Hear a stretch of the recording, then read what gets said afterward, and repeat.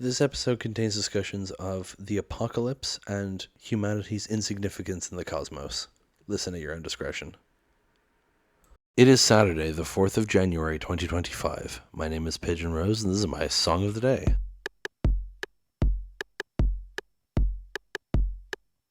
This is the first episode I'm recording in my new house. I have moved. I haven't set up my desk in my bedroom yet, so I don't know how good the sound quality is going to be because I'm recording this in my living room, but I had to record the episode, so hopefully it won't sound too different. But anyway, today we're talking about a song by The Garages, or The Garages. You'll remember I talked about them during Desert Bus Week. They do songs about baseball, and today we're talking about their song 2 Week World, which, again, I don't know shit about baseball except for what I've learned from The Garages, but this is from, maybe their last release before next year, because baseball ended, and I think this song is partially about the in-game events but also about kind of the end of the game. I could be wrong about that. I didn't listen to it when it came out and I just missed it, but then at the Desert Bus farewell concert last year, I'm still recording this in 2024, hello from the past. At the 2024 Desert Bus farewell concert, they performed this song as their big finale, but then did like a surprise encore of a preview of an unreleased song, which is great. And I will maybe talk about that depending. I don't know if I'll have time to, but this song, 2 Week World, is just such a good song, even without the context of what it's talking about in the game. So I don't know how much I'll have to say about a lot of the lyrics, but we'll see anyway, because it's just a great song. I'll be linking both the studio version and the live version down below. I am more familiar with the live version and I love it, but you can listen to either, really. Anyway, let's go listen to it and then come back in a few minutes and talk about it.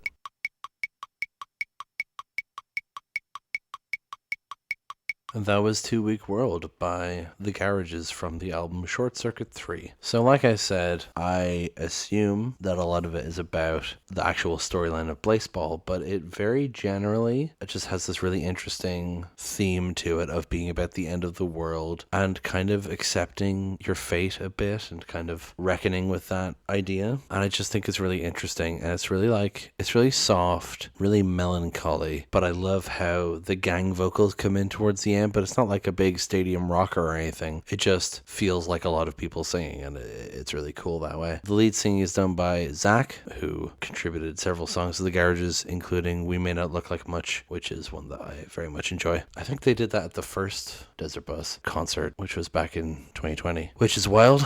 But yeah, I think we'll just start going through the lyrics. The universe will give you life, then turn you around, throw you into the wild and say, go and figure it out. Play by the rules as much as you can till you learn with age what you can't do and then try and make a change. So, the universe will give you life. I mean, it's literally the idea of like existing in the world, then turn you around, throw you into the wild and say, go and figure it out. So it's kind of about, there's no guidebook for life. It's about, how you come into existence, but then you're on your own, so to speak. You have to figure out what you're doing in your life, and the universe isn't there to guide you through it, Play by the rules as much as you can to learn with age what you can't do and then try and make a change. So very much talking about how there's societal rules and some of them are just and some of them are not. And so you have to play by the rules a bit to learn them, but then once you do, you realize what things need to change, and then you can work towards changing them and being part of the change, right? As you get older and more educated. And then we get the chorus. But when the world lasts 2 weeks, you don't get far. When the sun forms and burns out in 14 days, all you can hope to be is someone else's star and someone else's sky a trillion miles away, a googleplex of years down the road. Maybe one day our light will guide someone home. This is what I adore. Well, it's one part of what I adore about this song, but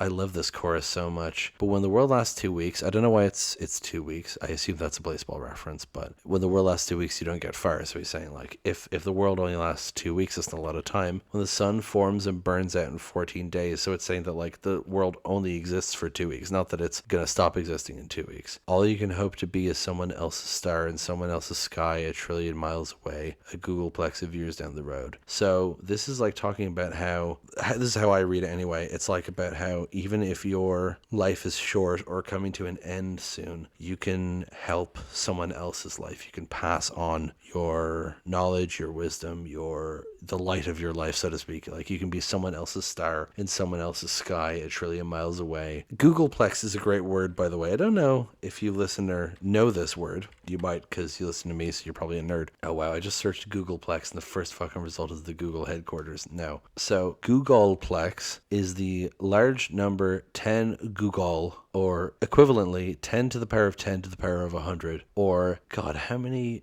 It is 1 followed by 10 to the power of 100. It's 1 followed by 10 to the power of 100 zeros, which is to say a gogol of zeros. Okay, it's just a big number, basically. I can't even count how many numbers that is just looking at it here. But it's a big number. That is where the website Google got its name. And so, of course, their building is called the Googleplex. But yeah, saying a Googleplex of years down the road is just saying so far in the future, right? Your life can still make that much of a difference, even that far in the future and that far away. And then, yeah, that maybe one day our light will guide someone home. It's just a sweet message in general, but also when you think about how Blaseball had come to an end, so the garages were also kind of sunsetting because they didn't know if they could keep making music about Blaseball forever, if it's going to stop existing. So this song is like a farewell from the band as well. It's saying, like, Blaseball's going away, we're not going to make music anymore, but someone will find it and be heartened by it. You know, someday our light will guide someone home. And I think that's a really sweet message. Now, they haven't broken up yet. Their big farewell concert at Desert Bus, they announced their one big last album that's coming out.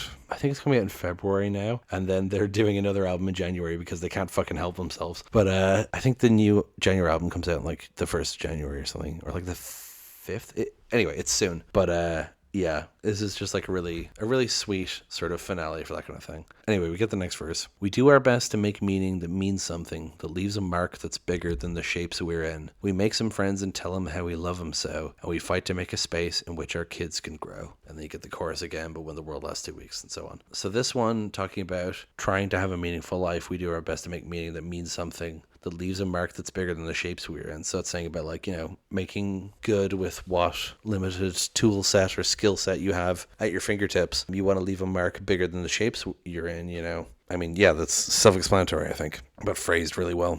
We make some friends and tell them how we love them so, and we fight to make a space in which our kids can grow. I mean, I see posts about this all the time. It's like, yeah, this is the point. Loving people and being loved in return. That's the point of life. And so it's, you know, making friends and telling them we love them and making a space in which our kids can grow. That's the point of life, is making life good for other people and ourselves, you know. So we get the chorus and then we get the bridge. And the bridge is the other thing I adore about this song, because it starts off with, things were here before me, and they'll still stay here when I'm gone. And I love that lyric so much. It's so nihilistic, I suppose, in the kind of absolutist way. Things were here before me and they'll still stay here when I'm gone. It's talking about cosmic smallness, you know. And so that starts being sung, and it's sung by gang vocals, and there's other overlapping lyrics, which are, all the time I get is here and now. So it's like, you know, we have one life and that's it. Blinking it's over, the candle wax is running low. That's about life being short. If all I got is what I've got, then I'm gonna make it count. They're all kind of saying the same thing, but they're all overlapping each other really nicely. And then we get the chorus one more time, and the song ends with, maybe one day our light will guide someone home. I love this song so much, and I think it's such a fitting, I mean, it's not actually the end of their career, but it's like, it's sort of the end of an era, if you will. And I love it, you know. And I loved it in the concert, because I was watching that farewell concert live, and I knew I hadn't listened to their recent stuff, so I didn't know how much I would care, but I mean, I liked the songs. And then Yana did like the message thanking Desert Bus and stuff. That got me a bit emotional. And then they sung this song, and this is when I fully started crying, because their music has impacted me, even though I never played Blaseball, I never participated in it, I never watched it, but this band has become important to me, and them performing at Desert Bus has been like a major event every time it's happened for me, and this song just really hit me, and I loved it.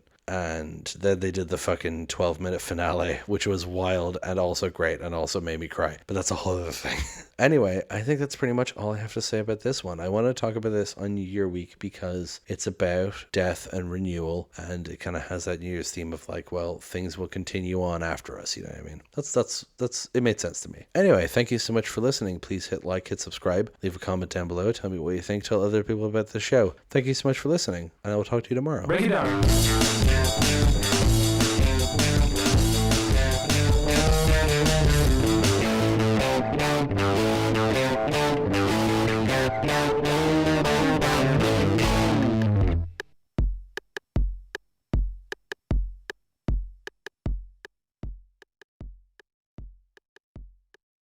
We may not look like much, we may start from nothing, but we got way more spirit than a nut who thinks he's God.